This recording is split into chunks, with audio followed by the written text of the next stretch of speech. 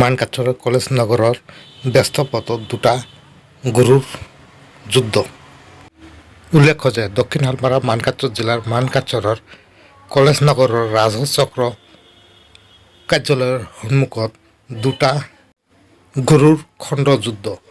যুদ্ধখনত ক'লা গৰু আৰু বগা গৰুৱে ইজনে সিজনক শিঙেৰে আঘাত কৰিছে। ব্যস্ত পথত গৰু দুটাৰ যুদ্ধ দেখি ৰাইজৰ মাজত চাঞ্চল্যৰ সৃষ্টি হৈছে। প্ৰায় 2 ঘণ্টা ধৰি গৰু দুটাৰ যুদ্ধ চলি আছে ব্যস্ত পথত, কিন্তু কোনো গৰুৱে হাৰ নামানে। অৱশেষত বগা গৰুটোৱে হাৰ পৰাজয় কৰি পলায়ন কৰে।